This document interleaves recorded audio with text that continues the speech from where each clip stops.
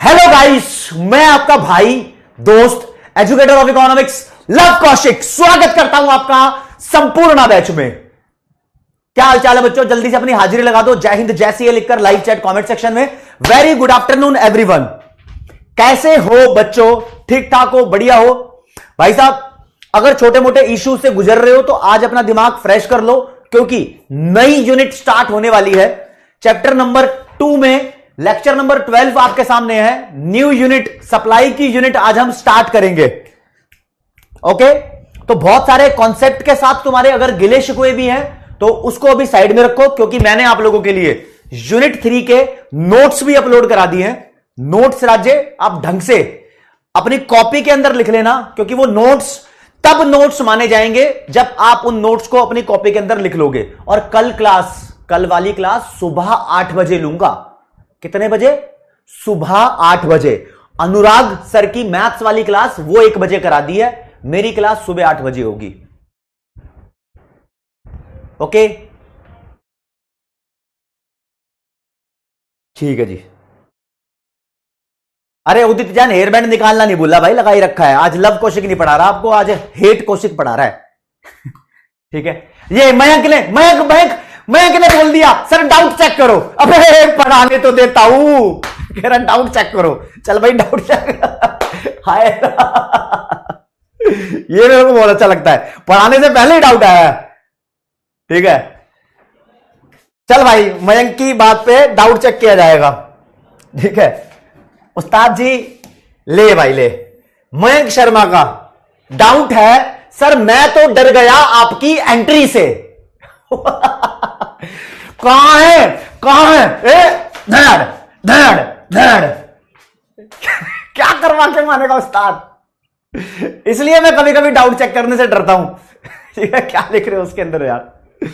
ठीक है, हाँ चलो भैया देख लो, ये चश्मा उतार दिया है, पढ़ाई कर लेते हैं। उस्ताद सीधे काम की बात करेंगे। ये लिया, इसको घुमा के इधर आओ बेटा, आओ आओ आओ आओ आओ कभी हवेली पे। देखो दोस्तों, चैप्टर नंबर 2 के अंदर यूनिट नंबर 3 आज हम स्टार्ट कर रहे हैं। यूनिट नंबर 3 सप्लाई के बारे में, पूरी की पूरी सप्लाई की बातें आज करने वाले हैं हम। आज मैं आपको लॉ ऑफ सप्लाई और डिटर्मिनेंट्स ऑफ सप्लाई पढ़ाऊंगा और स्टार्टिंग करूंगा सप्लाई होती क्या है उस टॉपिक से। अगर आपको आज की क्लास का टॉपिक बहुत अच्छे से समझना है तो अपने आप को तुम अज्यूम कर लो कि तुम दुकानदार हो, सेलर हो राज्य, तुम हो शॉपकीपर।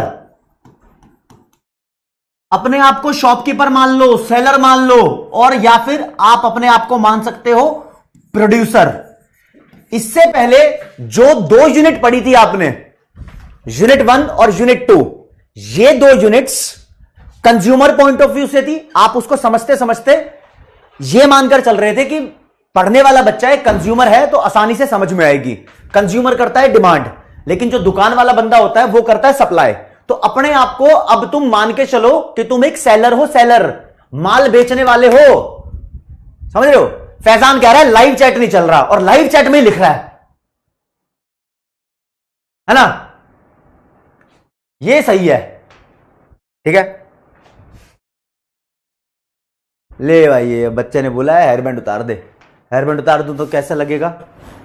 कोई बात नहीं, कैसा भी लगे, बच्चों ने बोला है तो सही है। अब बंटी शर्मा बोल रहा है सर आज गजब लग रहे हो यार, अब हेयरबैंड पहन लूं क्या? बीच बीच में पहन लूंगा, कोई बात नहीं। चलो जी, सेलर के पॉइंट ऑफ व्यू से बात समझते हैं। देखो जी, एक समोसे वाले की बात कर लेते हैं। समोसे वाला बंदा समोसा बेच रहा है, इसने 100 समोसे बना लिए हैं। कितने समोसे बना लिए? 100 समोसे बना लिए हैं। ठीक है, अब इससे पूछ रहे हैं भाई बता कितने समोसे बेचना चाहता है तू? कितने समोसे बेचना चाहता है? भाई 100 बनाए हैं, 100 के 100 समोसे बेचना चाहता है। जितना प्रोडक्शन है उतना ही माल बेचना चाहेगा, लेकिन ये तो समोसे वाला है। आप बात करो उस बंदे की जो कोई ऐसा प्रोडक्ट बनाता है जो उसके पास रखा रहे, यानी खाने की चीज ना हो, थोड़ा रखने वाली चीज हो, जैसे कि पेन बेचने वाला हो गया, कपड़े बेचने वाला बंदा हो गया, पेंट बेचने वाला बंदा हो गया, कैमरा, घड़ी, पंखा, कुछ भी बेचने वाला बंदा हो गया, वो भी तो सेलर होते हैं। तो जितना भी सेलर की दुकान में आइटम रखा होता है उसकी बात करते हैं। भैया मान लो सेलर की दुकान में पेन रखे हैं, पेन स्टेशनरी वाले भैया हैं, इसकी दुकान में रखे हुए हैं 1000 पेन, ठीक है जी, 1000 पेन रखे हुए हैं। इसको कुछ तो उम्मीद होती है कि आज मेरा कितना माल बिक जाएगा, या इस हफ्ते कितना माल बिक जाएगा, या इस महीने कितना माल बिक जाएगा, कुछ तो उम्मीद होती है, एक गिवन पीरियड ऑफ टाइम में उम्मीद होती है ना। तो उम्मीद की बात कर रहे हैं, ठीक है, उम्मीद होती है। चलो जी उम्मीद देख लेते हैं। इसको लगता है कि 1000 पेन इसके पास है और इस हफ्ते इसके 500 पेन बिक जाएंगे। लगता है क्यों? क्योंकि ये बेचना चाहता है, इसकी विलिंगनेस है ना, इसकी विलिंगनेस है। बाबा ये बेचना चाहता है, और बेचना चाहता है तो कोई रेट भी होगा, प्राइस भी होंगे कि इतने रुपए पर इतना इसका पेन बिक जाएगा, है ना। ओके रिपोर्टर, तो जो माल ये बेचना चाहता है इसे बोलते हैं सप्लाई। जितना ओवरऑल इसके पास इन्वेंट्री रखा था इसको सप्लाई नहीं बोलते, इन्वेंट्री या स्टॉक बोल दो, इसको सप्लाई नहीं बोलते। सप्लाई उस क्वांटिटी को बोलते हैं जो एक सेलर किसी एक गिवन पीरियड ऑफ टाइम पर ऑफर कर रहा है। ऑफर, यस 10 रुपए में ले जाओ, 10 रुपए में ले जाओ, 10 रुपए में ले जाओ इतने पेन, 10 रुपए में ले जाओ इतने पेन, 11 रुपए में ले जाओ इतने पेन, 12 रुपए में ले जाओ इतने पेन, है ना। तो किसी भी कॉमोडिटी की वो क्वांटिटी जो एक सेलर बेचना चाहता है, बात समझ रहे हो। क्वांटिटी कौन सी? जो सेलर ऑफर कर रहा है, किस लिए? बेचने के लिए। अब मान लो बाबा आपको एक इंपॉर्टेंट बात बताता हूं, 100 पेन वो बेचना चाह रहा है। कितने पेन मान रहे? 500। हाँ जी 500 पेन वो बेचना चाह रहा है। मान लो 500 पेन वो ऑफर कर रहा है मार्केट में बेचने के लिए। क्या गारंटी है जितने वो बेचना चाहता है वो सारे बिक जाएंगे? अमेरिकन साइकिल थोड़ी है कि सारी बिक जाएगी, नहीं ना। ओम पूछ रहा है सर ये चैप्टर मैं कितने घंटे में पूरा कर सकता हूं? 3 घंटे में। आज की और कल की क्लास में इस चैप्टर को खल्ली बल्ली कर देंगे, ठीक है जी। अच्छा चैप्टर की यूनिट की बात कर रहा हूं मैं, चैप्टर तो तुम लगा लो 6-7 घंटे। क्या गारंटी है कि जितना वो ऑफर कर रहा है बेचने के लिए उतना ही बिकेगा? नहीं ना भाई, जितना वो ऑफर कर रहा है उससे कम भी बिक सकता है, और भाई उसकी दुकान पे तो ज्यादा सामान रखा है तो ज्यादा भी बिक सकता है। तो sale is different from supply. Sale का मतलब बिक गया, सप्लाई का मतलब उतनी क्वांटिटी जितनी मैं रजामंदी से बेचना चाहता हूं। तो देखना भाई, कॉन्सेप्ट अगर आपको क्लियर ना हुआ हो तो अब होगा। मेरी दुकान में जितना माल रखा है वो मेरी स्टॉक है, इन्वेंट्री है। कितना माल रखा है? 1000 पेन रखे हैं। मैं एक गिवन पीरियड ऑफ टाइम में कितना बेचना चाहता हूं वो मेरी सप्लाई है। 500 पेन बेचना चाहता हूं भाई, और कितना माल एक्चुअली मेरा बिका? भाई जितना बेचना चाहता हूं उससे कम भी बिक सकता है, उससे ज्यादा भी बिक सकता है, क्योंकि मेरे पास अवेलेबल ज्यादा है। जो अवेलेबल है ना वो टोटल होता है, राइट, ठीक है। और ये 400 600 कितना भी बिक सकता है। तो सप्लाई सेल से ज्यादा भी हो सकती है, कम भी हो सकती है, कुछ भी हो सकता है। अब ढंग से सुनना जरा भाई, एक सब्जी वाला है वेजिटेबल, इसने 5 किलो टिंडे रखे हैं अपने पास, कद्दू 5 किलो टिंडे। तो ये चाहता है कि ये 5 किलो के 5 किलो बिक जाएं। हां, तो जितनी इसकी स्टॉक है, इन्वेंट्री अवेलेबल है, वो सारी बेचना चाहता है ये, है ना। तो हो भी सकता है जितना माल तुम्हारे पास रखा हो तुम सारा ही बेचना चाहते हो, है ना। ये कब बेचना चाहते हो हम उसकी बात कर रहे हैं भाई साहब। जो सप्लाई है हम बात करते हैं किसी एक गिवन टाइम पीरियड की। टाइम पीरियड गिवन मतलब ऐसा टाइम जैसे कि मान लो ड्यूरिंग इवनिंग, मतलब आज की शाम मेरा कितना माल बिक जाएगा, या फिर ड्यूरिंग द होल डे, पूरे दिन में मेरा कितना माल बिकेगा, या फिर ड्यूरिंग पर वीक, पर वीक, पर डे, ऐसा कुछ, या महीने में मेरा कितना माल बिकेगा, ड्यूरिंग पर मंथ या होल मंथ, कुछ भी मान लो। जब मैं एक ड्यूरेशन बताता हूं आपको कि भाई मैं अज्यूम करके चल रहा हूं यार कि इस महीने अपने 500 किलो टिंडे बिक जाएंगे, तो इसका मतलब मैं ये जो अज्यूम करके चल रहा हूं ना कि 500 किलो टिंडे मेरे बिक जाएंगे, तो इसका मतलब है टिंडे बेचना भी चाहता हूं, है ना। तो ये जो क्वांटिटी जो मैं बेचना चाहता हूं इसको बोलते हैं सप्लाई। अभी और अच्छे से समझ आएगा, अभी मैं मानता हूं कि क्लियर इतना नहीं हुआ होगा, समझ आएगा।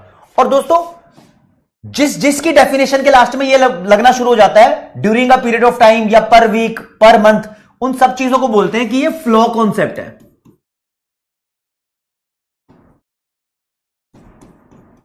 देखो जी, ये फ्लो क्या होता है वो नेशनल इनकम वाले चैप्टर में बताऊंगा। डिमांड भी एक फ्लो कॉन्सेप्ट है, सप्लाई भी एक फ्लो कॉन्सेप्ट है। ये फ्लो कॉन्सेप्ट क्यों है, क्योंकि ये पर वीक, पर मंथ ऐसे कैलकुलेट होते हैं, ठीक है। इसके अलावा देखो जितने भी कॉन्सेप्ट होते हैं ना उसको दो कैटेगरी में डिवाइड किया होता है। अगर किसी ने 12th क्लास में इको पढ़ी है तो इको के कॉन्सेप्ट दो कैटेगरी में डिवाइड होते हैं। एक होते हैं स्टॉक कॉन्सेप्ट, या इसको बोल देते हैं स्टॉक वेरिएबल। एक होते हैं फ्लो वेरिएबल यानी फ्लो कॉन्सेप्ट, ठीक है जी। अब सप्लाई, डिमांड, ये सब चीजें फ्लो वेरिएबल है। आपका 1 नंबर का क्वेश्चन आएगा, यहां से कवर अप हो जाएगा। मॉड्यूल में इसकी एक्सप्लेनेशन नहीं दी, ठीक है ना, नहीं दी इसकी एक्सप्लेनेशन, तो बस आप इतना मान के चलो। नेशनल इनकम वाले चैप्टर में ढंग से देखेंगे इसको वहां पर क्रैक करेंगे, क्योंकि वहीं से रिलेटेड कॉन्सेप्ट है। सर्कुलर फ्लो पढ़ाऊंगा, वहां पर आएगा ये, ठीक है। हाँ पलक बिल्कुल सही बोल रही हो। चलो जी, इतनी बात क्लियर है। एक बार आपसे पूछ लेते हैं कि तुम जानना क्या चाहते हो। हाँ हो सकता है सुधांशु, बिल्कुल सर। प्रोडक्शन सप्लाई से ज्यादा हो सकता है, बिल्कुल हो सकता है दीपक। नहीं आयुष, डिपेंड करता है, सेल ज्यादा भी हो सकती है, कम भी हो सकती है, क्योंकि जितना तुम बेचना चाहते हो भाई उतना बेच चुके हो, फिर भी दुकानदार से बंदा बोल रहा है कि मेरे को और चाहिए, तो तुम और लाकर दे दोगे, ठीक है। लॉ ऑफ सप्लाई मैंने अंकित अभी समझाया ही नहीं। हर्ष एक बार दोबारा देखो। थैंक यू हर्ष, कोई बात नहीं, लेट आए हो, अभी तो क्लास स्टार्ट ही नहीं करी है मैंने। सर सेलर और बिजनेसमैन में क्या डिफरेंस है? भाई बिजनेसमैन जो बिजनेस चलाता है ना, और सेलर जो होता है वो सेलिंग एक्टिविटी करता है। अब मैं बिजनेसमैन हूं, मैं सेलिंग कर भी सकता हूं और नहीं भी कर सकता, डिपेंड करता है। कोई बात नहीं जतिन, इतने ऑनलाइन देख लो जैसे मैं निकालता हूं। थैंक यू सूरज भाई, thank you so much. Mirzapur का मुन्ना भैया, सुमित मिश्रा, जहर लग रहे हैं। रशियन साइकिल एक्सप्लेन कर दो इसको, हैं? थैंक यू मुस्कान। चलो ठीक है दोस्तों, इतनी बातें हो गई। अब एक बार मुद्दे की बात कर लेते हैं, सप्लाई की डेफिनेशन पे आ जाते हैं। मॉड्यूल क्या बोलता है? जब जब आपको सप्लाई का कॉन्सेप्ट समझना है तो आपको सेलर पॉइंट ऑफ व्यू रखना होगा। आप अपने आप को दुकानदार मान के चलोगे और यह क्लियर हो जाना चाहिए कि सप्लाई का मतलब सेल नहीं होता, है ना। सप्लाई का मतलब वो क्वांटिटी है जो तुम बेचना चाहते हो, ठीक है। हाँ अंशुल, तो लिखा है supply refers to the quantity या फिर अमाउंट बोल दो of a commodity that producers या फिर sellers are willing and able to offer at various prices during a period of time. किसी भी एक पीरियड ऑफ टाइम में, जैसे कि पर week, per hour, per month, कितना बेच लेते हो माल, कितना बेचना चाहते हो बेसिकली, ठीक है। नोट इसमें से मत करो, नोट तुम वो कर लेना जो मैंने नोट प्रोवाइड कर रखे हैं, ठीक है। और आगे से अब नोट बनाने सीख जाओ, अगले चैप्टर के नोट्स प्रोवाइड नहीं करूंगा, पहले बता रहा हूं, ठीक है। तो सप्लाई किसी भी कमोडिटी की वो अमाउंट है या वो क्वांटिटी है जो एक सेलर ऑफर कर रहा है मार्केट में कि हां भाई इतना मेरा माल बिक जाना चाहिए, अंदाजा है एक तरीके से यार, ठीक है, कि इतना बिक जाना चाहिए भैया उसको। अब इस सप्लाई के पीछे कॉन्सेप्ट छुपा होता है। देखो जी दोस्तों, आप किस चीज की सप्लाई ज्यादा करते हो? आप मुझे बताओ, आप किस चीज की सप्लाई हाई रखते हो? आप उस चीज की सप्लाई हाई रखोगे जिसमें आपको ज्यादा प्रॉफिट हो रहा होगा, है ना। जिस माल को बेचने में आपको ज्यादा प्रॉफिट हो रहा है, आप उस माल की सप्लाई ज्यादा रखोगे। तो अब मैं आपको वो क्वेश्चन पढ़ाऊंगा, वो टॉपिक पढ़ाऊंगा जिसमें आप जान पाओगे कि सप्लाई कब इंक्रीज हो सकती है, कब डिक्रीज हो सकती है। ऐसे कौन कौन से फैक्टर्स हैं, ऐसे कौन कौन सी वो बातें हैं जो सप्लाई के साथ छेड़छाड़ करते हैं, कभी सप्लाई को बढ़ा देते हैं, कभी सप्लाई को कम कर देते हैं। वो सभी फैक्टर्स पढ़ाऊंगा, वहां से क्वेश्चन बनता है। बाकी सब एक बात ध्यान रखना, सब पड़े हैं प्रॉफिट के पीछे। जिस माल को बेचने में ज्यादा फायदा होता है, सेलर उसको ही ज्यादा सप्लाई करता है, इतना तुम अज्यूम करके चलो। मॉड्यूल बोलता है कि फैक्टर अफेक्टिंग सप्लाई आपको ये देखने को मिलेंगे, ये आपको 8 फैक्टर्स करने हैं और 9वें नंबर पे अदर्स लिखा हुआ है। आप अगर इनको याद करना चाहते हो तो याद कर सकते हो। एक शॉर्ट ट्रिक बनाई है याद करने की, ये नोट्स में तो नहीं लिखी लेकिन आप लिख लेना। ONE1 NSG वाले कमांडो और ये PPP, कुछ भी मान लो इसको, ठीक है। अब एक एक करके बता दूंगा। ये O का मतलब क्या है? O का मतलब है ये अदर। N का मतलब क्या है? N का मतलब है नेचर। E का मतलब क्या है? एक्सपेक्टेशन। एक और N आ गया, इसका मतलब क्या है? Number of seller. G आ गया, G का मतलब सरकार है, गवर्नमेंट है। 3 P है, कौन कौन से P? ये रहा पहला P, दूसरा P, तीसरा P। 3 प्राइस है यहां पर, आपको ढंग से समझाना चाहता हूं। Are you guys ready? एक एक कॉन्सेप्ट को जरा ढंग से समझेंगे। देखो जी, प्राइस हमारी सप्लाई को कैसे बदल देता है वो देखेंगे। देखो जी दोस्तों, प्राइस सप्लाई को कैसे अफेक्ट करता है समझा रहा हूं। जब प्राइस बढ़ता है ना तो ये अज्यूम किया जाता है, अजम्पशन के पीछे आएंगे। हां अनुराग, अब समझाना शुरू कर रहा हूं।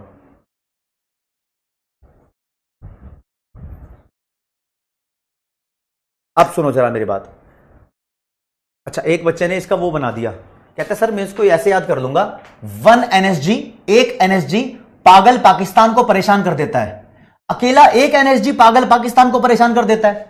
पागल पाकिस्तान को परेशान। अच्छा, बहुत बढ़िया भाई, बहुत बढ़िया लाइव चैट में लिखा। देखो जी, कोई कमोडिटी पहले 10 रुपए की बिकती थी, अब इसका रेट अगर 15 रुपए हो गया तो इससे यह कॉन्क्लूजन निकाला जाता है कि जब रेट बढ़ जाता है ना किसी चीज का, तो यह मान के चलते हैं कि जो माल बेचने वाला बंदा था, जो लाला है दुकान वाला, इसका प्रॉफिट मार्जिन भी बढ़ गया। मान लो लाला को कंपनी वाले बोल के जाते हैं भाई तेरे को 10% का प्रॉफिट होगा। अगर तू 10 रुपए में बेचेगा तो 10 रुपए का 10% तेरे को 1 रुपया बचेगा। अगर ये माल महंगा हो गया, 15 का हो गया, तो 15 का 10% हो गया 1.5 रुपया। तो जितना रेट महंगा होगा इस लाला का प्रॉफिट ज्यादा होगा। तो प्राइस के बढ़ने से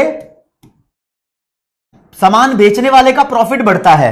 जब प्रॉफिट बढ़ेगा तो उसका मन करता है, इच्छा करती है कि ज्यादा माल बिके। तो प्राइस के बढ़ने पे सप्लाई बढ़ती है और प्राइस के कम होने पे सप्लाई कम भी होती है। मानते हो मेरी बात को? प्राइस के बढ़ने पे सप्लाई बढ़ती है, प्राइस के कम होने पे सप्लाई कम होती है। इतनी बात मानते हो? क्यों? लॉजिक क्या है? लॉजिक क्या है इसके बीच में? रीजन क्या है? रीजन आ गया प्रॉफिट, ये बन गया रीजन भैया। भाई जिस माल को बेचने में ज्यादा प्रॉफिट होगा उसी माल को तो बेचूंगा। अब एक दूसरा कॉन्सेप्ट समझ लो। कॉन्सेप्ट बता रहा हूं मैं, अपनी कहानी बता रहा हूं, अपनी कहानी। भाई छोटा था, ठीक है, घर में मेहमान आ गए। मेहमान आ गए, जब मेहमान आ गए तो उनसे पूछते हैं कि ठंडा गरम क्या लोगे, चाय कॉफी या कोल्ड ड्रिंक?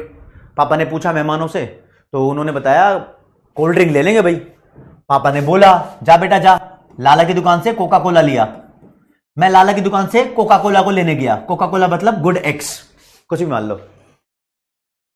ये लेने गया, ये भैया 10 रुपए की आती थी, 10 रुपए की कांच की बोतल आती थी। तो मैंने कहा लाला लाला 5 कोका कोला की बोतल दे दे, घर में मेहमान आए हुए हैं। तो लाला ने क्या बोला? लाला ने बोला कोका कोला मत ले, ये नकली आ रही है, नकली। उल्लू बना दिया मेरे को।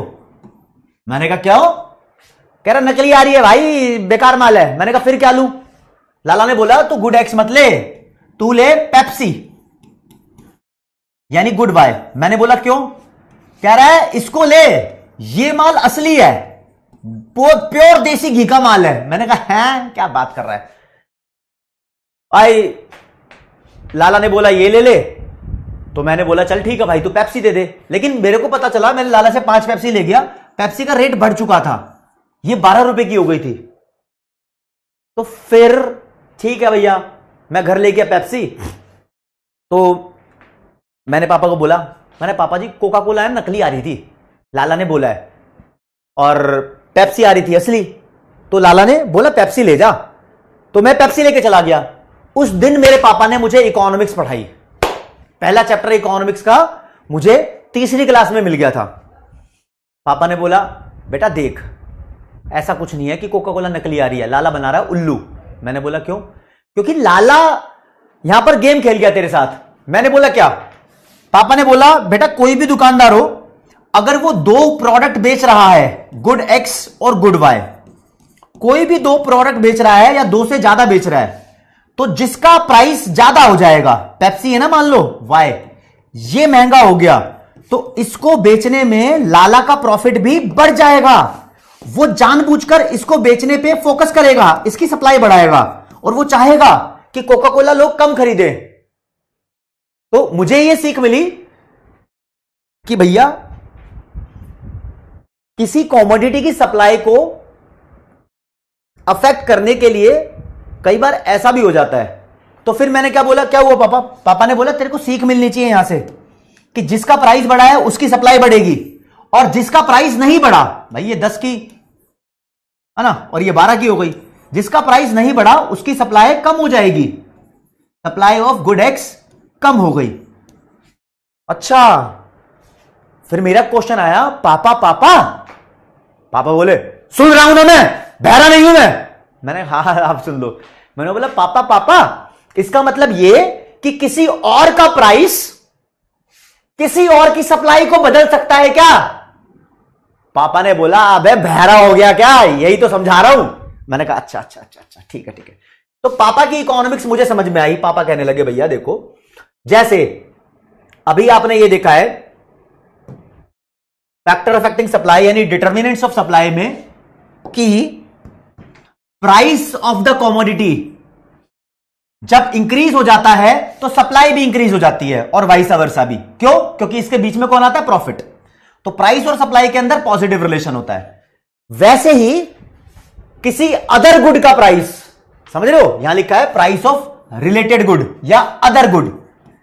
एक दुकानदार अगर दो सामान बेच रहा है, या फिर फार्मर की बात कर लो, if a farmer produce and sell wheat, एक फार्मर अगर मान लो गेहूं बेच रहा है, गेहूं और मशरूम खाइए ना, मटर मशरूम की सब्जी होती है, दो चीज बेच रहा है, बना के बेच रहा है। तो अगर उसको पता चला कि गेहूं महंगा हो गया, भाई प्राइस ऑफ वाई बढ़ गया, गेहूं महंगा हो गया या कोका कोला महंगी हो गई, तो फार्मर क्या करेगा? Farmer may shift his land to wheat production. तो वो देखेगा अच्छा भाई व्हीट या कोका कोला महंगी हो गई, तो वो कोका कोला और व्हीट की सप्लाई को ही बढ़ाएगा। ऐसा ही करेगा ना जैसा पॉइंट 1 में है, जैसा यहां पर है।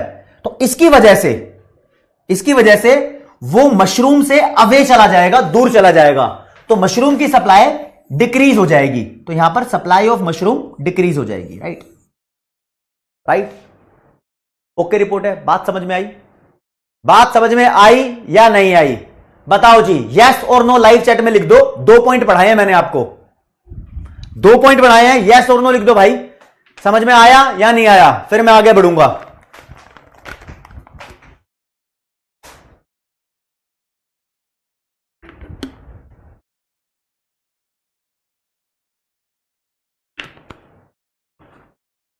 ओके रिपोर्ट है उस्ताद। तो किसी दूसरी कॉमोडिटी का प्राइस भी किसी दूसरी कॉमोडिटी की सप्लाई को अफेक्ट कर सकता है। अच्छा चलो जी, फिर आगे बढ़ते हैं। मैं इसको रिपीट भी कर दूंगा, टेंशन मत लो।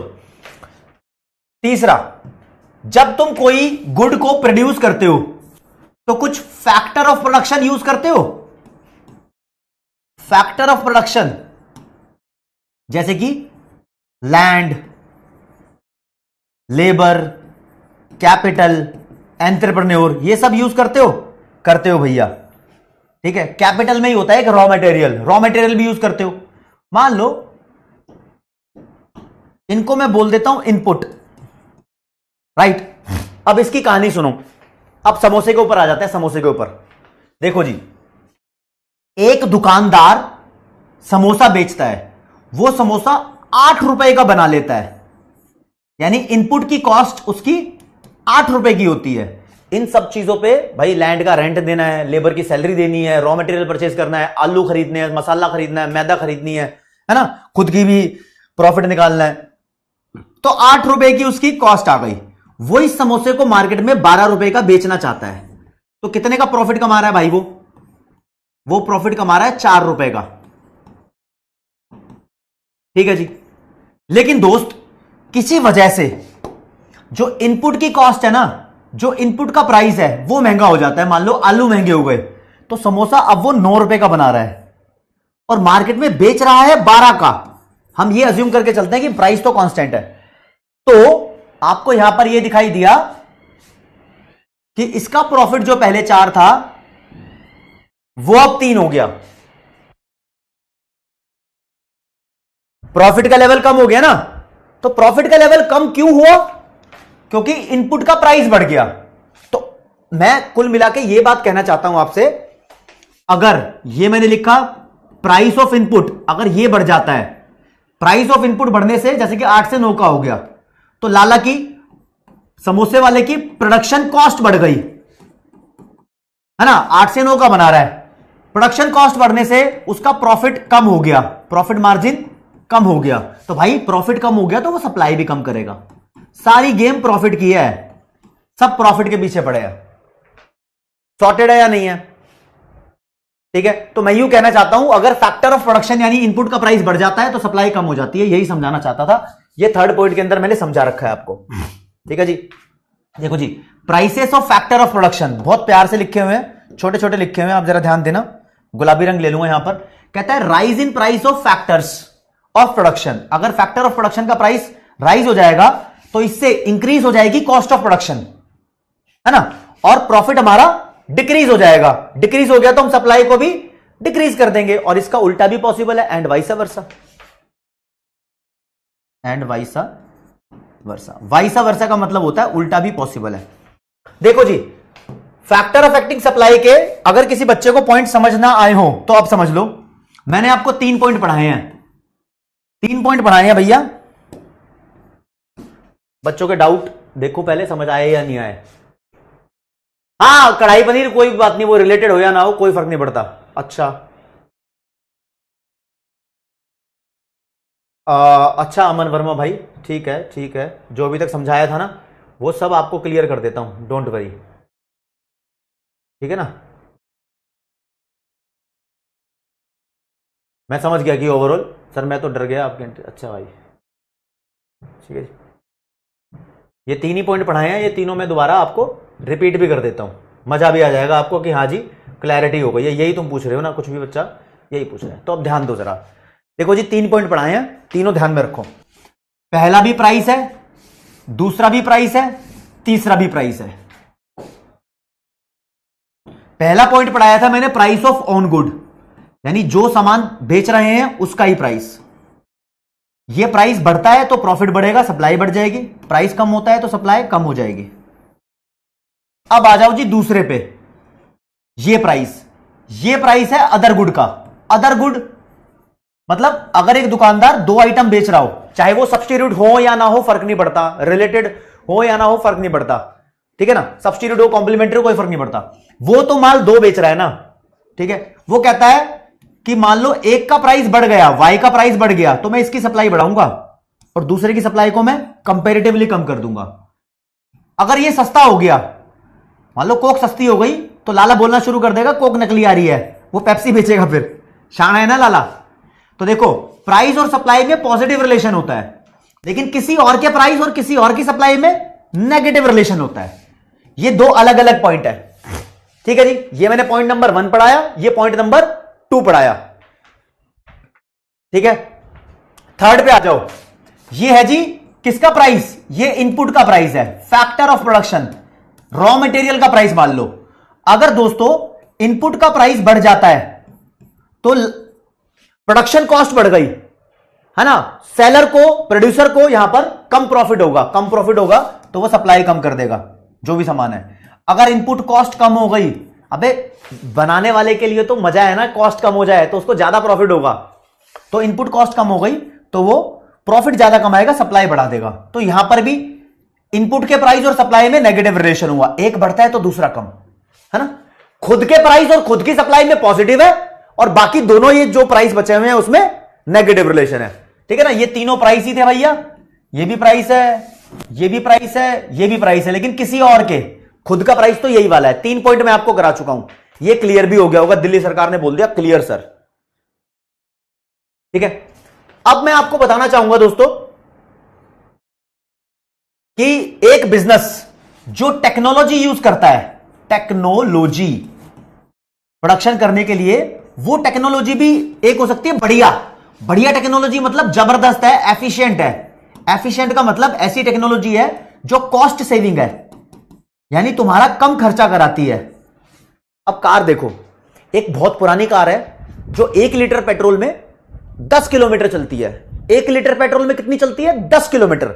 एक लेटेस्ट कार आई है, वो 1 लीटर पेट्रोल में 20 किलोमीटर चलती है ना। तो जो लेटेस्ट टेक्नोलॉजी होती है वो ज्यादा एफिशिएंट होती है, वो खर्चा कम कराती है, कॉस्ट बचा लेती है।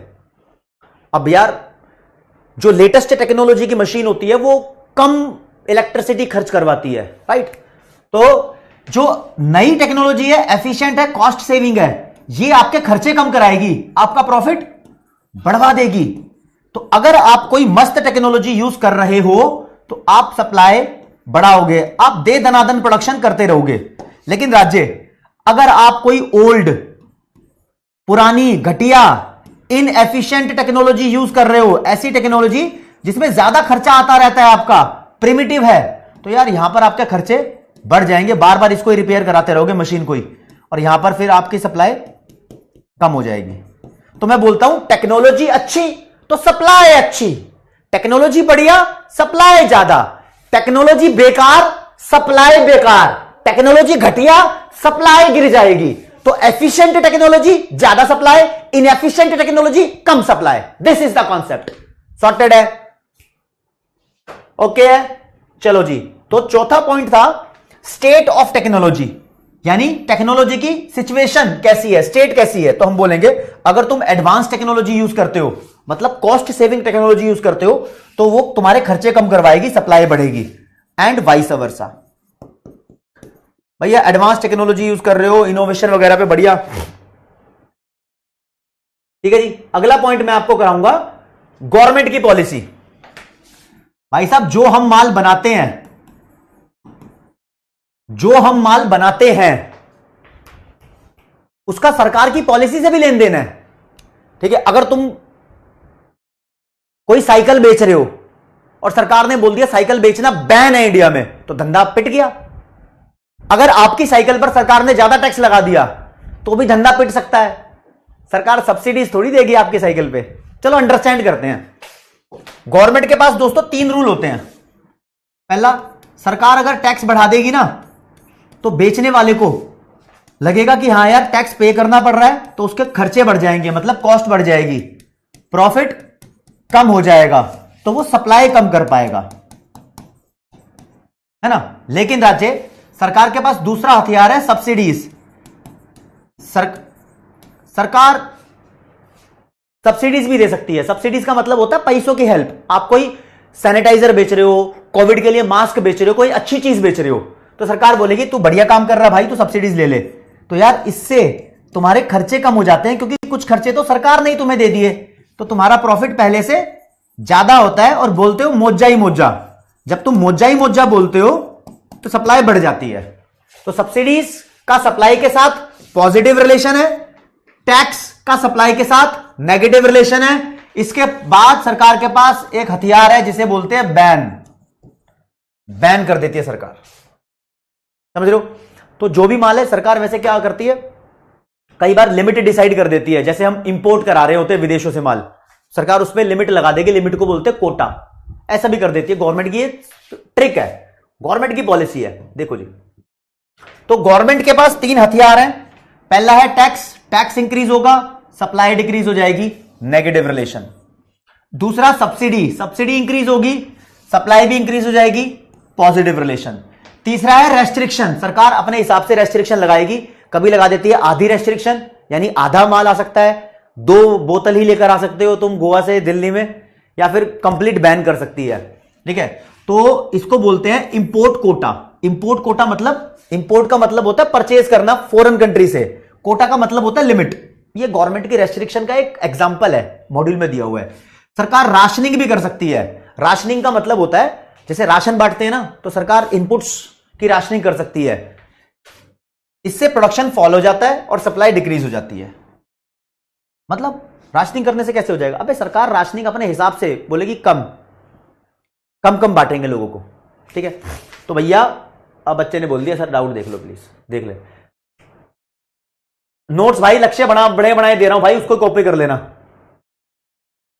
ठीक है।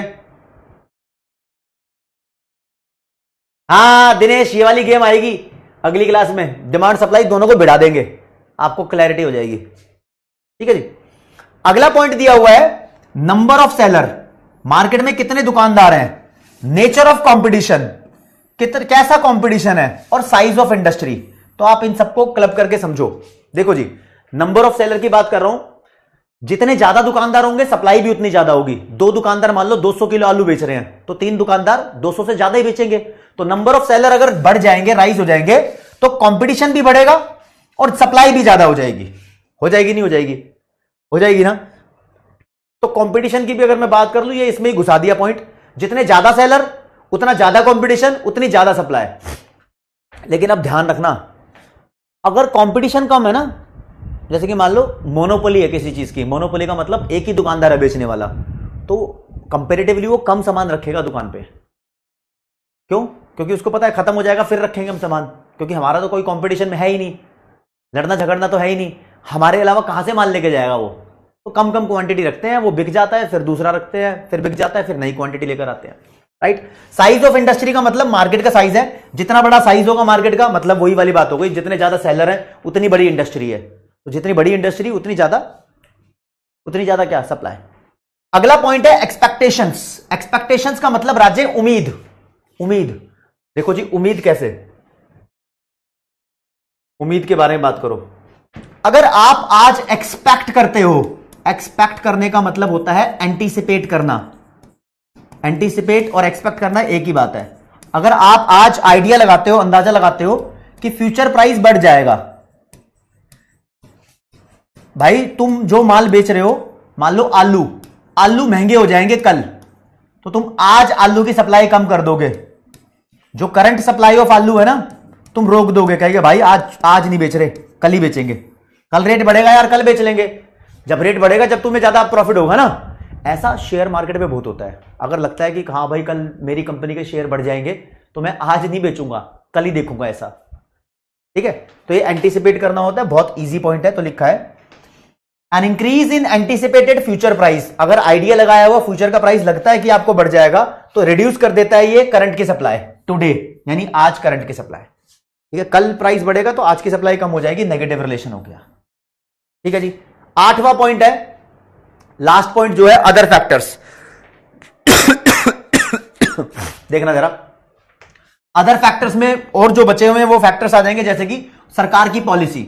गवर्नमेंट अपनी पॉलिसी बनाती है अलग लेवल की, भाई गवर्नमेंट कहेगी इस काम के लिए लाइसेंस लेना पड़ेगा, तो जिसको लाइसेंस मिलेगा वही माल बेच सकते हैं। तो गवर्नमेंट सप्लाई को कंट्रोल कर रही है, ठीक है। फर्म का क्या ऑब्जेक्टिव है, गोल। काफी सारी फर्म होती है सिर्फ प्रॉफिट के पीछे पड़ी होती है, काफी सारी फर्म है ना लॉस में भी माल बेच रही होती है, जैसे बाबा इलायची।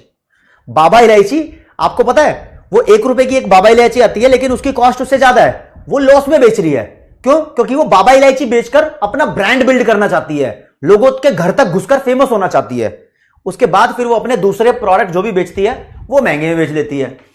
भाई इंफ्रास्ट्रक्चरल फैसिलिटीज भी काफी हद तक, जो आपके धंधे को सपोर्ट करने की फैसिलिटी है, वो इंफ्रास्ट्रक्चरल फैसिलिटीज होती है, जैसे कि अच्छा रोड होना, अच्छे ब्रिज होना, अच्छी factory, storage house, energy, internet services, है ना, अच्छे एम्प्लॉइज होना, ये सब इंफ्रास्ट्रक्चरल फैसिलिटीज हैं। ये गुड़गांव में अच्छी है, नोएडा में अच्छी है, बेंगलोर में अच्छी है, तो यहां प्रोडक्शन ज्यादा होता है। कंपेरेटिवली अगर मैं बोलूं कि उड़ीसा के अंदर या झारखंड के अंदर ये थोड़ी कम है, तो वहां प्रोडक्शन थोड़ा कम होता है, राइट। सप्लाई का ऐसा लेन देन है।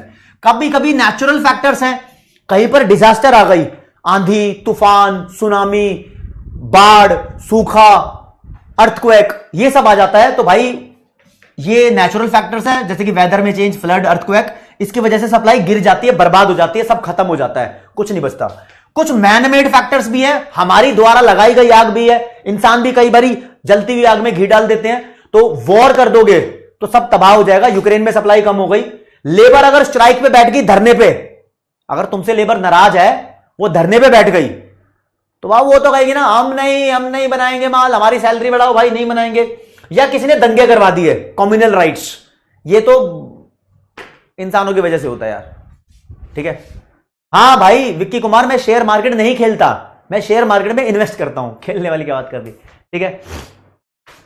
हाँ बिल्कुल सही बोल रहे हो चंद्रशेखर साहू भाई। तो दोस्तों मैंने आपको यहां पर 8 पॉइंट कराए हैं, ठीक है। 8 पॉइंट में एक बार रिवाइज कर लेते हैं कौन कौन से पॉइंट है। ओ अदर फैक्टर, एन नेचर, ई एक्सपेक्टेशन, ठीक है जी।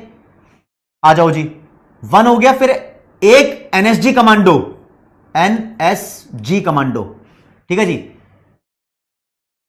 ये हो गया नंबर ऑफ फर्म्स, एस का मतलब हो गया स्टेट ऑफ टेक्नोलॉजी, जी का मतलब हो गया गवर्नमेंट पॉलिसी। फिर 3 प्राइस है तुम्हारे पास, price of on good, price of other good और प्राइस ऑफ इनपुट। एक एनएसजी कमांडो पूरे पाकिस्तान को पागल कर देता है, कुछ भी बोल लो, है ना।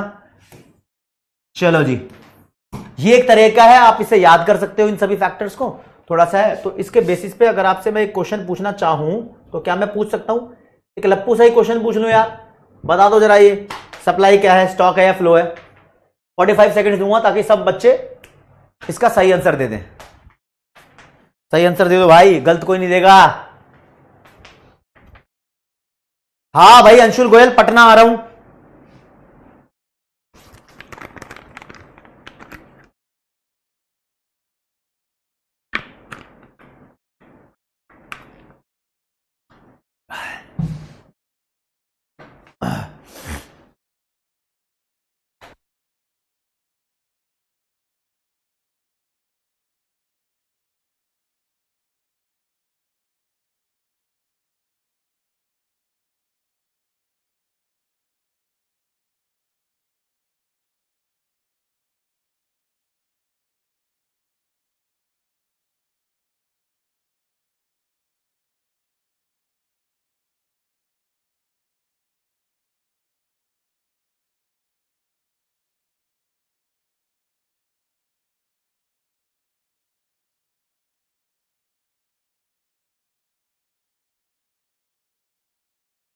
हाँ जी उस्ताद जी, टाइम इज अप। आप लोगों को पहले बता रखा था फ्लो कॉन्सेप्ट है, इसमें देखता हूं कितने बच्चों ने ठीक किया होगा। ऐसे बता बता के रटवा देंगे आपको, ज्यादातर बच्चों ने सही किया है। रुशिल, क्रिश, देवांश और सारिश ये टॉपर है इसके। अच्छा भैया,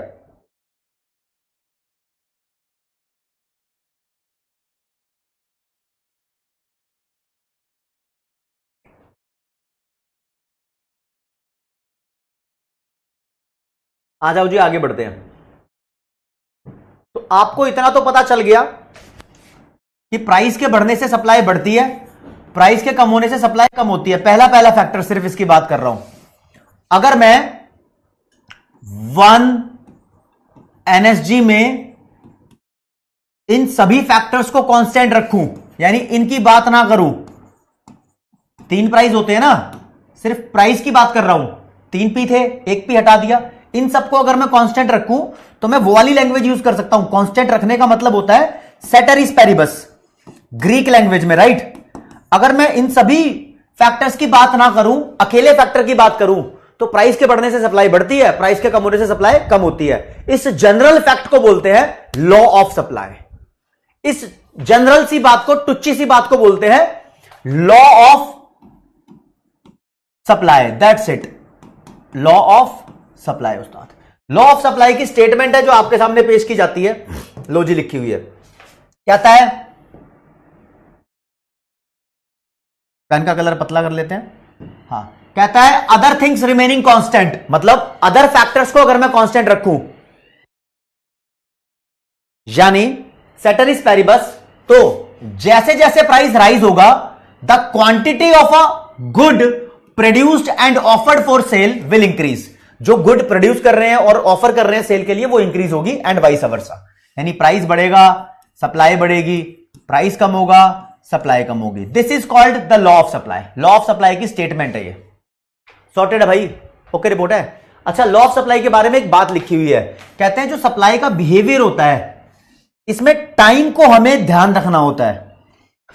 कहता है कि तुम चाहकर भी काफी चीजों की सप्लाई एकदम से बदल नहीं सकते, चाहकर भी काफी चीजों की सप्लाई एकदम से नहीं बदल सकते। मान लो पेप्सी महंगी हो गई, पेप्सी महंगी हो गई तो तुम पेप्सी को ज्यादा बेचना चाहोगे, है ना, लेकिन एकदम से नहीं भाई, तुम्हें जगह तो चेंज करनी पड़े, जगह भी रखनी पड़ेगी, प्लेस चाहिए जहां पर तुम ज्यादा पेप्सी की बोतल्स रखोगे, है ना, पुराना माल हटा के नया रखोगे ना।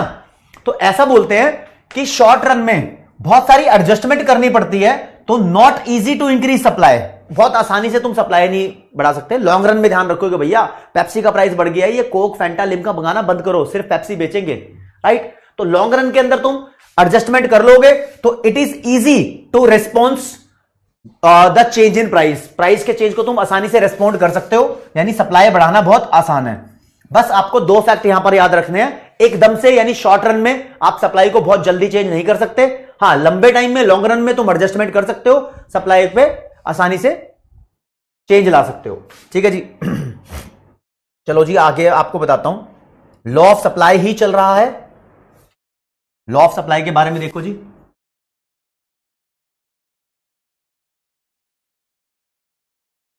मान लो किसी कॉमोडिटी का प्राइस 10 से 20 हो गया, तो उसकी क्वांटिटी सप्लाइड 100 से 200 हो गई। तो ये टेबल है, ये टेबल प्राइस और सप्लाई के बीच में रिलेशनशिप दिखा रही है ना। तो इस टेबल को बोलते हैं supply schedule, supply schedule, schedule का मतलब टेबल ही होता है, बस इतना ध्यान रखना है आपको। सप्लाई स्केड्यूल एक ऐसी टेबल होती है जो प्राइस और सप्लाई के बीच में जो पॉजिटिव रिलेशन है उसको दिखाती है। अगर मैं इस टेबल को एक डायग्राम में प्लॉट कर लूं, लो जी, मैंने बोला प्राइस यहां लिखेंगे और सप्लाई क्वांटिटी सप्लाइड यहां लिखेंगे। प्राइस 10 से 20 हो गया, मान लो यहां प्राइस 10 है, यहां प्राइस 20 है, सप्लाई इधर 100 है, इधर 200 है, इनके पॉइंट ज्वाइन करते हैं। 10 पे 100, 10 प्राइस है तो 100 सप्लाई, तो ये वाला पॉइंट आ गया, ओके। 20 प्राइस है तो 200 सप्लाई, 20 प्राइस है तो 200 सप्लाई, तो ये देखो इसके सामने क्या आ रहा है, ये वाला पॉइंट आ गया। तो दोस्तों अगर मैं इन दोनों पॉइंट्स को ज्वाइन कर दूं तो मेरे पास एक ऐसी लाइन बनेगी, this line is called supply curve. Supply curve को थोड़ा बेटर अंडरस्टैंडिंग करते हैं। ये कर्व क्या दिखाता है, ये सप्लाई कर्व है, ये दिखा रहा है, इसका कोई भी पॉइंट पकड़ लो, जैसे कि मान लो ये पकड़ लिया, ये पकड़ लिया, कोई भी पकड़ लो, मतलब यहां पॉइंट है, ये दिखाता है भैया इतना प्राइस है, इतनी सप्लाई है, क्वांटिटी। अगर प्राइस बढ़ जाएगा, प्राइस बढ़ गया तो देखो सप्लाई भी बढ़ जाएगी, प्राइस के इंक्रीज होने पे सप्लाई भी इंक्रीज हो गई। अगर प्राइस कम कर दोगे तुम P3 तो राजेश सप्लाई भी कम हो जाएगी। तो सप्लाई कर्व प्राइस और सप्लाई के रिलेशन को दिखाता है, बस सप्लाई कर्व एक तरीके से डायग्राम होता है और सप्लाई स्केड्यूल एक तरीके से टेबल होती है। तो आप देखोगे सप्लाई कर्व ऐसे इंक्रीजिंग स्लोप है इसका, जिसका इंक्रीजिंग स्लोप होता है उसको अपवर्ड स्लोपिंग बोलते हैं, अपवर्ड स्लोपिंग कर्व है। और दोस्तों इसके स्लोप का formula delta P upon delta Q होता है। देखो जी, डिमांड कर्व के स्लोप का फॉर्मूला भी यही होता है, बस वहां थोड़ा नेगेटिव साइन लगा होता है क्योंकि डिमांड कर्व डाउनवर्ड स्लोपिंग होता है। इंडिफरेंस कर्व के स्लोप को एमआरएस बोलते हैं, उसका भी फॉर्मूला होता है। बजट लाइन के स्लोप को प्राइस रेशियो बोलते हैं, उसका भी फॉर्मूला होता है।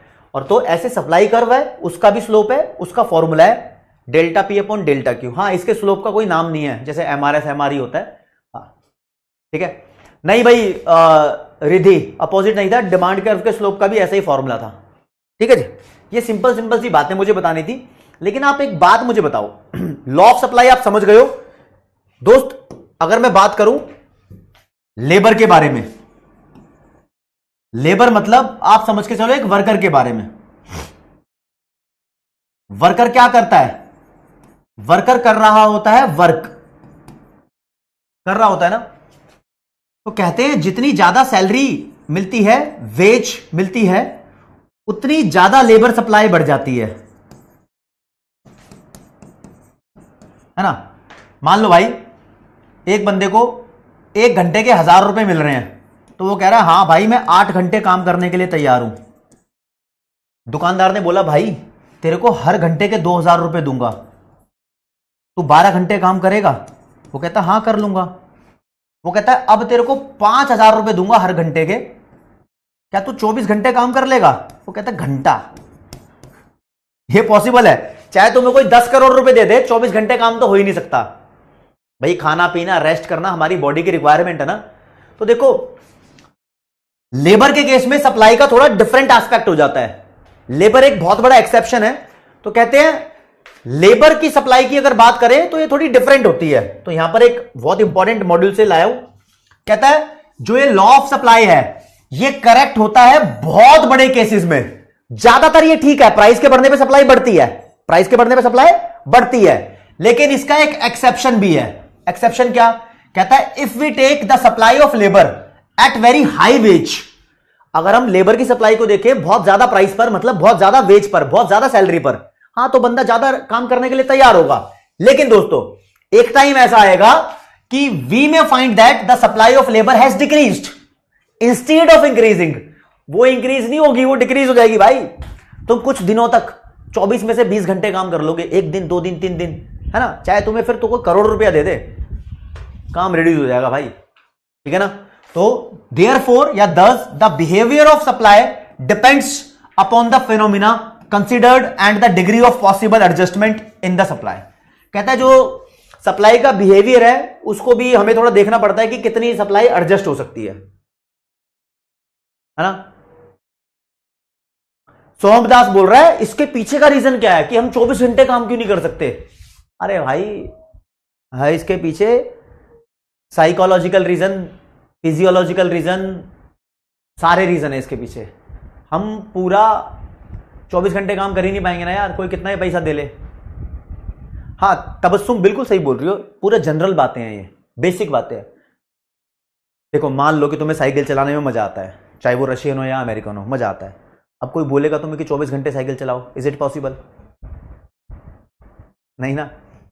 कोई तुम्हें बोले कि एक पुशअप मारने के तुम्हें 1,000 रुपए मिलेंगे, तो तुम 5,000 पुशअप्स मार के दिखाओ, इज इट पॉसिबल? नहीं। लेबर के केस में लेबर की सप्लाई है ना, तो थोड़ा बायोलॉजिकल रीजन हो सकते हैं, ठीक है। बॉडी सपोर्ट नहीं करेगी, प्रेरणा ने बताया, बिल्कुल सही बात है, फटीग हो जाएगी, है ना। तो दिस इज लाइक कि लेबर सप्लाई के केसेस में ये एक्टिव नहीं होता। चलो जी दोस्तों, मैं आपको एक छोटे से कॉन्सेप्ट से रूबरू कराना चाहता हूं, छोटे से कॉन्सेप्ट से, ठीक है। इसके लिए आपको थोड़ा सा मैं मुन्ना मुन्नी ब्रेक देना चाहूंगा। लो जी, जो मुन्ना है वो मुन्ना ब्रेक ले लो, जो मुन्नी है वो मुन्नी ब्रेक ले लो। मुन्ना मुन्नी ब्रेक मैंने आपको दे दिया 2.5 मिनट्स का, 2.5 मिनट का ब्रेक ले लो, मुन्ना मुन्नी ब्रेक, और थोड़ा सा मुंह धो लो, थोड़ा रिफ्रेश हो जाओ जी, मुन्ना मुन्नी ब्रेक ले लो।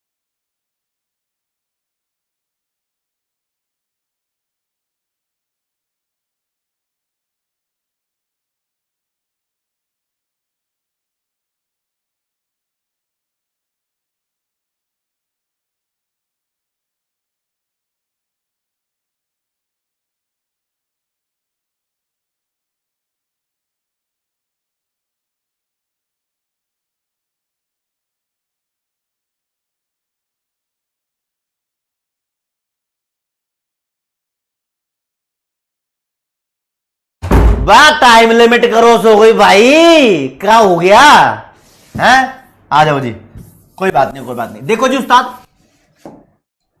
मैं सिर्फ बोल रहा हूं ये वन एनएसजी कमांडो पूरे पाकिस्तान को पागल कर देगा। इसमें एक फैक्टर पकड़ लो, ये वाला, इसका नाम है प्राइस ऑफ ऑन गुड। इसको ऐसे लिखते हैं, मान लो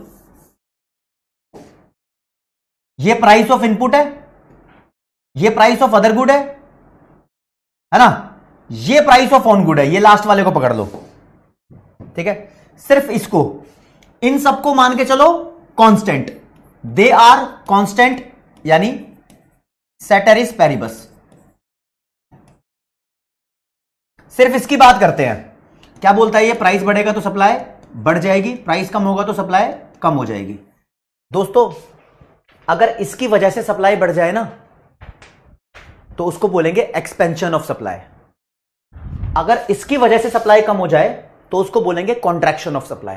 सिर्फ इसकी वजह से, अगर देखो मैं क्या बोल रहा हूं, अगर इसकी वजह से सप्लाई बढ़ गई तो this is expansion of supply.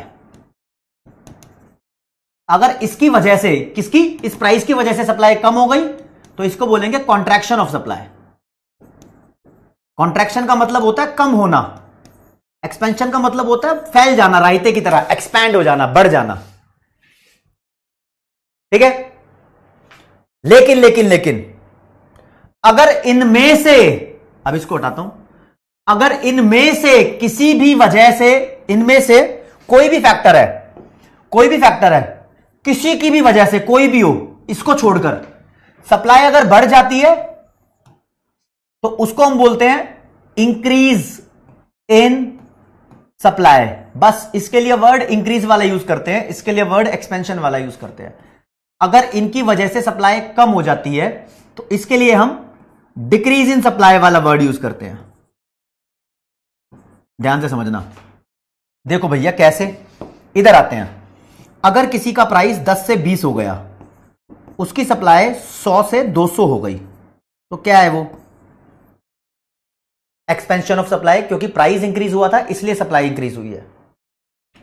अगर किसी का प्राइस 10 से 5 हो गया, समोसे सस्ते हो गए, सप्लाई कम हो जाएगी, क्योंकि दुकानदार कहेगा हैट प्रॉफिट नहीं हो रहा समोसा बेचने में, कचौड़ी बेच लेंगे। तो this is called contraction of supply, right. मैं कैसे दिखाऊं इसको डायग्राम में, देखो जी, ये मेरा सप्लाई कर्व है, ये मान लो कोई प्राइस है P1, ये सप्लाई है Q1। अगर मैं प्राइस बढ़ा देता हूं 10 से 20, ये 10 था मान लो, ये 20 है प्राइस, तो देखो सप्लाई भी, प्राइस के बढ़ने से सप्लाई भी बढ़ गई, है ना। अगर ये मेरा सप्लाई कर्व है और मैं बोलता हूं कि प्राइस ये 10 है, सप्लाई ये 100 है, तो राज्य आपको दिख रहा है कि प्राइस 10 से 5, यानी प्राइस अगर कम हो गया तो सप्लाई भी कम हो जाएगी, है ना। तो ये तो पूरा कॉन्सेप्ट आपको समझ में आना चाहिए, ठीक है। मैं इसको रिवाइज भी करा दूंगा। लेकिन प्राइस को छोड़कर किसी और वजह से अगर सप्लाई बढ़ जाए तो ऐसे लिखते हैं, प्राइस चेंज नहीं हुआ, प्राइस भाई पहले भी 10 था अब भी 10 है, लेकिन जो सप्लाई है वो 100 से 200 हो गई बे, ऐसा कैसे हुआ भाई, हो सकता है ना। या तो कोई अदर नेचुरल फैक्टर काम कर सकता है, सरकार की पॉलिसी में सब्सिडीज बढ़ सकती है, फर्म का कंपटीशन बढ़ सकता है, एक्सपेक्टेशन में चेंज आ सकता है, इनपुट्स का प्राइस कम हो सकता है, कुछ भी हो सकता है, कुछ भी रीजन हो सकता है, राइट। तो प्राइस इंक्रीज हो जाता है। ओ प्राइस कांस्टेंट है, सप्लाई बढ़ गई, इसका मतलब किसी और वजह से, इसको बोलते हैं, ये सब फैक्टर्स है ना, इन सभी फैक्टर्स को बोल सकते हो these are the factors other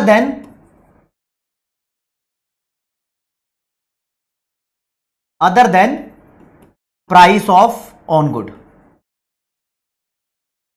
यानी इसको छोड़कर ये सारे फैक्टर्स को factors other than price of on good बोलते हैं, राइट। ओके, अब ऐसा कैसे होता है भैया, प्राइस मान लो 10 का 10 है, सप्लाई कम हो जाए 100 से 50, ऐसा कब हो जाता है, प्राइस वही है भैया, कहीं अर्थक्वेक आ गया है ना, सरकार ने टैक्स चेंज कर दिया, तो उस वजह से ऐसे हो जाता है ना। Yes, this is called business. आप समझिए बात को, सॉर्टेड है। तो दोस्तों मैं आपको कॉन्सेप्ट पढ़ा रहा हूं, अब समझिएगा जरा कॉन्सेप्ट। पहला कॉन्सेप्ट है जिसे बोलते हैं मूवमेंट। अलोंग सप्लाई कर्व, और इस कॉन्सेप्ट को हम चेंज इन क्वांटिटी सप्लाइड भी बोलते हैं। ठीक है, ये कॉन्सेप्ट कहता है, कोई बोले चेंज इन क्वांटिटी सप्लाइड क्या है, हम बोलेंगे ये क्या है, चेंज, डेल्टा को चेंज बोलते हैं। प्राइस की वजह से अगर सप्लाई चेंज हो जाए तो this is called change in quantity supplied. Price की वजह से सप्लाई बदल गई तो इसको बोलते हैं चेंज इन क्वांटिटी सप्लाइड। अब कुछ भी हो सकता है, ठीक है जी, सप्लाई बढ़ भी सकती है और कम भी हो सकती है। अगर सप्लाई इंक्रीज हो गई तो this is called expansion of supply. Expansion को एक्सटेंशन भी बोल सकते हो, या फिर इसको इंक्रीज इन क्वांटिटी सप्लाइड भी बोल सकते हैं। अगर सप्लाई कम हो गई तो इसको बोल सकते हैं कॉन्ट्रैक्शन ऑफ सप्लाई, या फिर इसको डिक्रीज इन क्वांटिटी सप्लाइड भी बोल सकते हैं।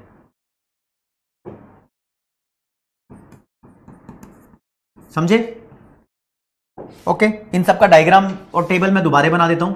मान लो भैया प्राइस बढ़ गया तो क्वांटिटी सप्लाइड भी बढ़ जाएगी 100 से 200, increase in quantity supplied. Diagram भी बना दो।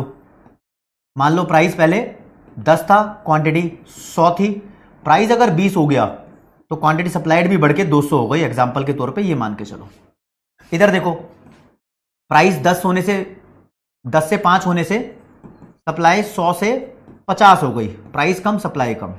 यही चीज आप डायग्राम में दिखा दो। प्राइस पहले 10 था, सप्लाई 100 थी, प्राइस 5 हुआ तो सप्लाई 50 हो गई, यानी प्राइस कम होने से सप्लाई कम हो गई। तो ये डायग्राम है, ये लॉ ऑफ सप्लाई का ही डायग्राम है, बिल्कुल लॉ ऑफ सप्लाई से रिलेटेड कॉन्सेप्ट है। ठीक है, बिल्कुल लॉ ऑफ सप्लाई से रिलेटेड कॉन्सेप्ट है। लेकिन दोस्तों अब ध्यान देना, दूसरा कॉन्सेप्ट मैं आपको पढ़ाना चाहता हूं, this is called change in supply. क्या नाम है? Change in supply. ठीक है, और इस कॉन्सेप्ट को हम शिफ्ट इन डिमांड कर्व भी बोलते हैं। शिफ्ट इन सप्लाई कर्व भाई, शिफ्ट इन सप्लाई कर्व। अब आप देखना जरा, इधर लिखा था change in quantity supplied, word word की गेम है, और इधर लिखा है चेंज इन सप्लाई, सिर्फ सप्लाई लिखा है। वो वर्ड सप्लाई और क्वांटिटी सप्लाइड में ज्यादा फर्क नहीं है। ठीक है, वर्ड से रिलेटेड कॉन्सेप्ट चेंज हो जाता है। देखो जरा, मैं बोलता हूं जब सप्लाई में चेंज आ जाए, ये चेंज इन सप्लाई है due to other factors, price को छोड़कर दूसरे फैक्टर्स की वजह से सप्लाई में चेंज आ जाए तो उसको बोलेंगे चेंज इन सप्लाई। ठीक है, अब यहां पर सप्लाई इंक्रीज भी हो सकती है तो उसे बोलेंगे increase in supply. Supply decrease भी हो सकती है, उसे बोल देंगे डिक्रीज इन सप्लाई। जब सप्लाई इंक्रीज होती है तो दोस्त सप्लाई कर्व राइटवर्ड शिफ्ट हो जाता है। अभी शिफ्ट करके दिखाऊंगा, rightward shift in supply curve. जब सप्लाई डिक्रीज होती है तो सप्लाई कर्व लेफ्टवर्ड शिफ्ट हो जाता है, तो leftward shift in supply curve. मैं ये क्या बोल रहा हूं, आप पहले डिफरेंस भी समझना। देखो जी, मान लो प्राइस 10 का 10 है, प्राइस में चेंज नहीं हुआ, लेकिन आपने सप्लाई करनी ज्यादा शुरू कर दी 100 से 200, तो देखो it is a situation like, मान लो ये सप्लाई कर्व है, प्राइस 10 है, सप्लाई 100 है ना भाई, सप्लाई 100 से 200 हो गई है और प्राइस अभी भी 10 है, प्राइस अभी भी 10 है, तो एक नया सप्लाई कर्व बनना चाहिए, बनना चाहिए, है ना, थोड़ा ऐसे बनना चाहिए। तो ये राइट साइड चला गया, लेफ्ट से राइट चला गया, this is called rightward shift. Right, इसमें देखो मान लो कि प्राइस कांस्टेंट है भैया, 10 का 10 है, लेकिन कोई फ्लड आ गई, टैक्स बढ़ गए, उसके वजह से सप्लाई 100 से 50 हो गई। तो डायग्राम में देखो आप, मान लो जी ये सप्लाई कर्व है, ठीक है, यहां पर 10 रुपए पे 100 की सप्लाई है, तो कोई भी पॉइंट पकड़ लो, मान लो 10 रुपए पे ये 100 की सप्लाई है, लेकिन किसी रीजन की वजह से, प्राइस रीजन नहीं है, कोई और रीजन है, सप्लाई 50 हो गई, ये 100 है, मान लो थोड़ा सा सप्लाई कर सुंदर कर देते हैं।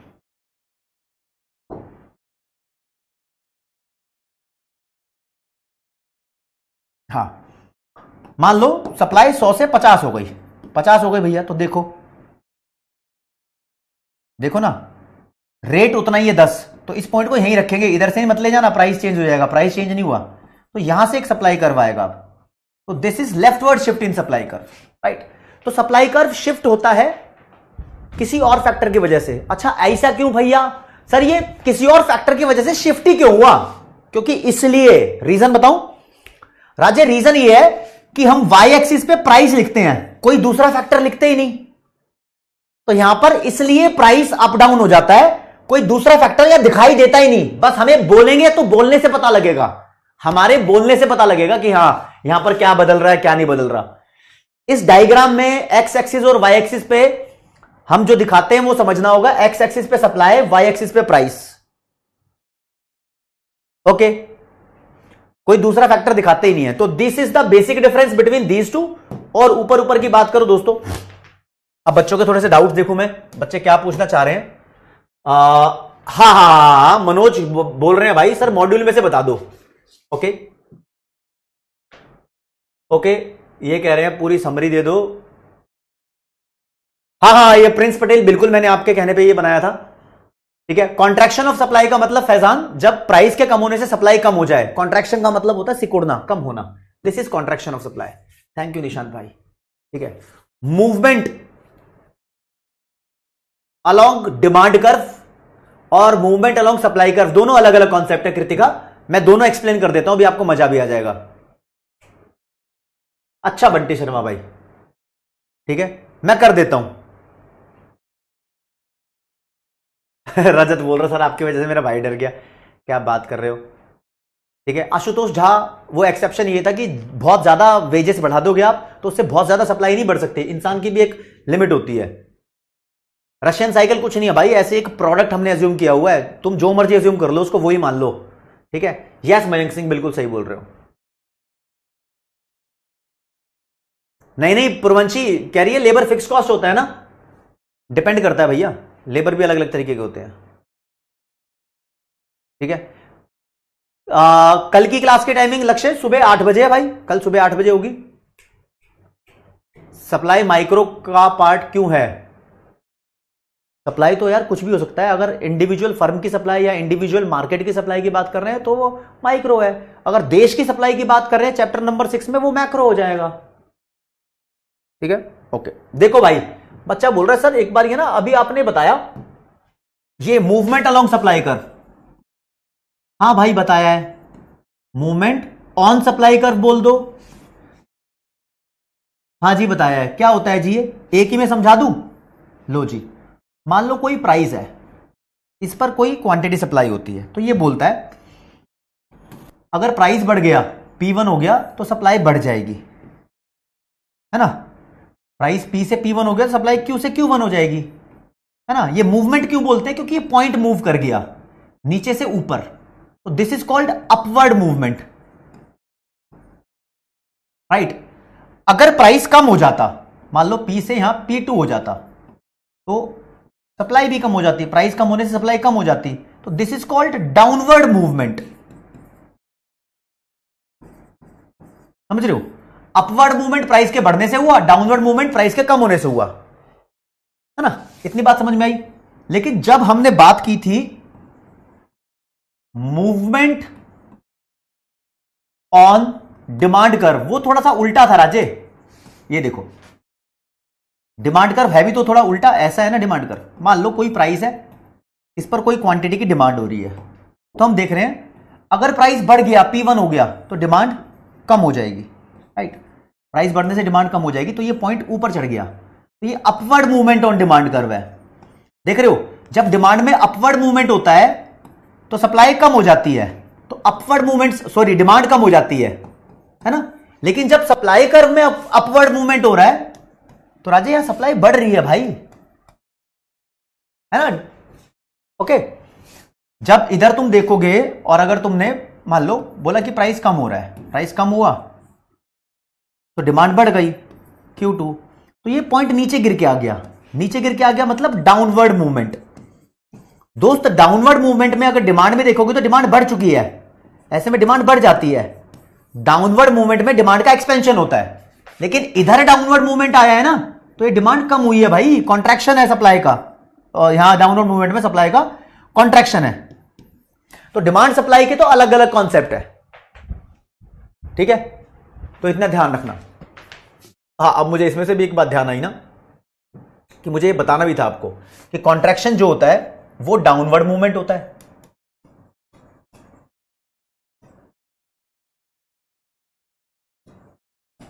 नीचे की तरफ मूवमेंट, और जो एक्सपेंशन होता है वो यहां से यहां अपवर्ड मूवमेंट होता है।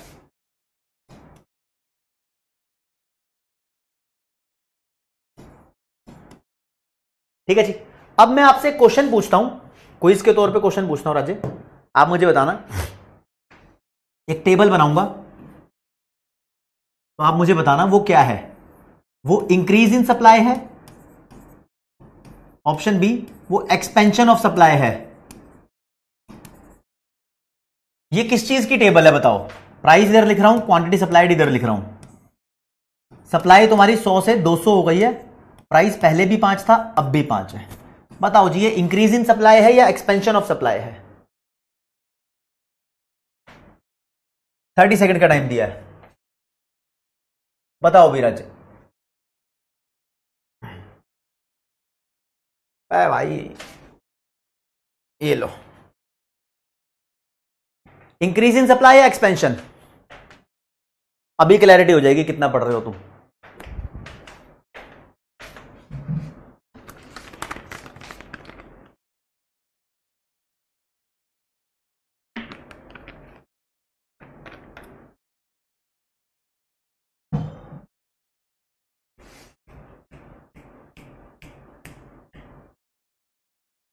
भाई देखो, तुम्हें पता होना चाहिए, इधर प्राइस कांस्टेंट है तो एक्सपेंशन कॉन्ट्रैक्शन वाला वर्ड तो यूज नहीं होगा। Increase in supply is the right answer, a. ज्यादातर बच्चे यहां पर सही हैं भाई, ठीक है। अबे छोटा कैसे होगा उसका? हाँ ठीक है, ज्यादातर बच्चे यहां पर सही है, और आगे आते हैं। अब मैं आपसे पूछता हूं, बताओ, कॉन्सेप्ट थोड़ा चेंज करता हूं। लिखा है इंक्रीज इन सप्लाई और इंक्रीज इन क्वांटिटी सप्लाइड, बस वर्ड की गेम है, थोड़ी सी टेक्निकल लैंग्वेज है, आपको आंसर देना है। प्राइस 10, क्वांटिटी सप्लाइड 100, ठीक है जी। प्राइस अभी भी 10 है, क्वांटिटी सप्लाइड 200। अब बताओ क्या है, ए या बी? ए या बी? अभी देखते हैं क्या होगा, ए या बी। हर्षित जोशी बोल रहा है 10 दिन से बैकलॉग है, क्या करूं भाई? ज्यादा मेहनत कर, उस बैकलॉग को कंप्लीट कर, रिकॉर्डेड वीडियो थोड़ी फास्टर स्पीड में देख ले।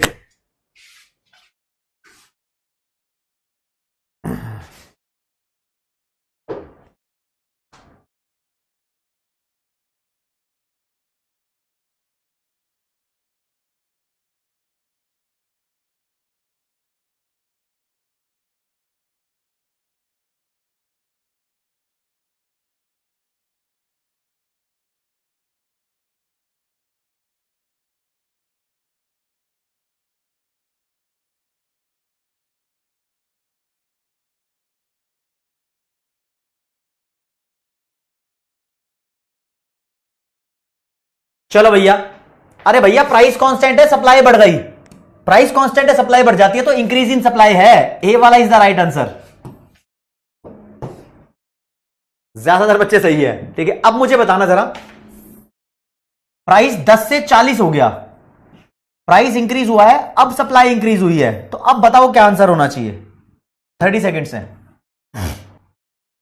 अब बताओ जी क्या आंसर होना चाहिए? कल की क्लास सुबह 8 बजे लूंगा मैं, कोई बात नहीं विशाखा, आप यहां पर मुझे लिखकर बता दो। भाई जितने भी बच्चों ने ये दिल दिया है ना, ये हार्ट दिया है, उनको भी मेरा एक दिल, ये लाइव चैट कमेंट सेक्शन में जिन्होंने दिल दिया है उनको भी मेरी तरफ से दिल। हाँ हाँ हाँ, देवेश पांडे, पता है पहली क्लास है तो नया चैप्टर शुरू किया भाई। प्राइस के बढ़ने से सप्लाई बढ़ी है, this is called expansion. Expansion को ही बोलते हैं राज्य इंक्रीज इन क्वांटिटी सप्लाइड, तो बी वाला will be the right answer. यहां पर बी वाले के साथ जाएंगे, समझे मेरी बात को। 90% बच्चे सही हैं, ठीक है। तो इस तरीके से तुम्हें क्वेश्चन करने हैं भाई, जिस तरीके से कराए हैं। ओके राजे, बाकी मैं आपको नेक्स्ट क्लास के अंदर इलास्टिसिटी का टॉपिक कराऊंगा। इलास्टिसिटी ऑफ सप्लाई भी करेंगे, अगली क्लास में ही खत्म हो जाएगा ये चैप्टर, यानी कल सुबह खत्म करा दूंगा। प्लीज नोट्स गिवन है, उसको हाथ से लिखने की प्रैक्टिस कर लो। अब बच्चा बोल रहा था एक कि सर मॉड्यूल से भी खिंचवा दो कि क्या मीटर पाड़ा है आपने, तो ये मीटर देख लो भैया कितना पाड़ दिया हमने। मैटर नहीं मीटर, भाई दिल पे दिल आ गया बच्चों के, वाह वाह वाह वाह, ठीक है। तो देखो दोस्तों, फाउंडेशन कोर्स में गया मैं इधर, फिर मैं बिजनेस इकोनॉमिक्स में गया, और फिर मैं गया सप्लाई में, तो ये चैप्टर खुल के आ गया। लीडर बोर्ड दिखाऊंगा अभी। तो अभी हमने इंट्रोडक्शन में सप्लाई के कुछ कॉन्सेप्ट्स किए थे, कुछ इंपॉर्टेंट थिंग्स, ठीक है ना, सप्लाई के बारे में। फिर ये डिटर्मिनेंट्स ऑफ सप्लाई की हैं, ठीक है। ये 8 फैक्टर है जिसमें आप एक एनएसजी के कमांडो को बोल सकते हो कि पूरे पाकिस्तान को पागल कर दे, ठीक है जी, ये हो गए। और 9 फैक्टर किए ना हमने, ठीक है। ओके, देखो जी, मैंने जो आपको कराया है ना, आप ध्यान देना, मैंने ये नंबर ऑफ सेलर और ये nature of competition and size of industry एक साथ लिख दिए। ये कि ये 2 अलग अलग फैक्टर्स हैं, बस प्लीज ये ध्यान रख लेना, ठीक है, अलग अलग फैक्टर्स हैं। लॉ ऑफ सप्लाई कर लिया हमने, ठीक है। एक लाइन लिखी हुई है, देखो जी, सप्लाई के बारे में एक लाइन है, इस लाइन से एक एमसीक्यू बनता है, आपसे पूछूंगा अभी। लिखा है supply refers to the relationship of quantity supplied of a good with one or more related variables which have influence on the supply of the good। क्या बोलता है ये? कहता है सप्लाई का असली मतलब अगर आप जानोगे तो देखोगे कि क्वांटिटी सप्लाइड, यार ये सप्लाई और क्वांटिटी सप्लाइड में क्या डिफरेंस है। जो एक्चुअल माल बिक रहा है ना, जो एक्चुअल नंबर तुम लिखते हो, जैसे कि यहां लिखता हूं मैं, भाई प्राइस के बढ़ने से सप्लाई बढ़ जाती है, ये सप्लाई नहीं होती, वैसे क्वांटिटी सप्लाइड होती है। इस ओवरऑल रिलेशनशिप को सप्लाई बोलते हैं। ये जो डिजिट है क्वांटिटी की, ये क्वांटिटी सप्लाइड है, लेकिन ये ओवरऑल रिलेशनशिप है जो, वो सप्लाई है। समझ रहे हो? ये रिलेशनशिप टेबल से दिखाएंगे तो सप्लाई स्केड्यूल, लेकिन ये रिलेशनशिप डायग्राम से दिखा दिया तो सप्लाई कर्व, राइट। तो यही बोल रहा है कि सप्लाई का एक मतलब और है, यानी सप्लाई ये कहता है कि क्वांटिटी सप्लाइड के साथ किसी भी रिलेटेड वेरिएबल का रिलेशन दिखा दो, प्राइस का दिखा दो, टेक्नोलॉजी का दिखा दो, किसी भी चीज का दिखा दो, तो वो सप्लाई बढ़ जाएगी, ठीक है जी। ओके रिपोर्ट है, इतना से कहने वाला है, कोई बात नहीं भाई। फिर ये सप्लाई स्केड्यूल अपनी मर्जी से कुछ भी बना के दिखा दिया, ठीक है। ये सप्लाई कर्व बना के दिखा दिया अपनी मर्जी से, हमने सीधा बनाया है, ये टेढ़ा बना ले, कोई फर्क ना पड़ रहा। फिर ये movement on the supply curve, ठीक है ना, ये हमने किया। इसने देखो एक ही डायग्राम में बना दिया, एक ही बार में तुम्हें फारिग कर दिया। कहता है अगर प्राइस बढ़ गया सप्लाई बढ़ जाएगी, तो ये अपवर्ड मूवमेंट है। कहता है अगर प्राइस कम हो गया तो ये सप्लाई कम हो जाएगी, ये डाउनवर्ड मूवमेंट है। एक ही डायग्राम में इसने ऊपर और नीचे ले जाके दिखा दिया, अलग अलग नहीं किया हमने, अलग अलग किया हुआ है। इतना प्यार कर रहे हो, बताओ कितने सारे दिल आ गए भाई, ठीक है ना। और तुम्हें तो पता ही है अब अपना बॉन्ड बहुत एक्सट्रीम लेवल पे है। ये इंक्रीज और डिक्रीज इन सप्लाई बताया हुआ है, इसके हमने अलग अलग डायग्राम ही किए हैं। अच्छा, अब ये बचा हुआ है इलास्टिसिटी ऑफ सप्लाई, ये अगली क्लास में करेंगे, ठीक है जी। तो बहुत आसान टॉपिक है इलास्टिसिटी ऑफ सप्लाई, अगली क्लास में खत्म भी हो जाएगा, ठीक है ना। तो आज की क्लास का लीडर बोर्ड अगर आपको दिखा दूं मैं, हमेशा की तरह रुशिल टॉप पे नहीं है आज, करण आए हैं। करण, रुशिल, सारिश, मानसी, वेदांत, पीयूष, गुलशन, दिल्ली सरकार और ज्ञानेंद्र और लक्की एसके। वेरी गुड गाइस, बहुत उम्दा खेलते हो, बहुत बढ़िया खेलते हो, मतलब मजा आ जाता है। तुम पढ़ते पढ़ते थकना मत, क्योंकि आपने कोर्स ही ऐसा चूज किया है जिसमें पढ़ते पढ़ते मजा आना चाहिए, और मजा आएगा तो आपको उसका फल भी मिलेगा। जो ये प्यार आप दे रहे हो ये मेरे लिए बहुत वैल्यूएबल है, और है ना, बस फिर प्यार की कोई कमी नहीं रहनी चाहिए, प्यार पूरा पूरा तुम्हारी तरफ से आना चाहिए दोस्तों। और लाइव चैट में नहीं, पूरी क्लास का प्यार जो ओवरऑल तुम सबमिट करते हो वो वाला प्यार भी पूरा आना चाहिए। आज की क्लास में फिर इतना ही। जय हिंद, जय भारत, नमस्कार, धन्यवाद, बाय बाय एवरीवन। कल सुबह मिलते हैं 8 बजे।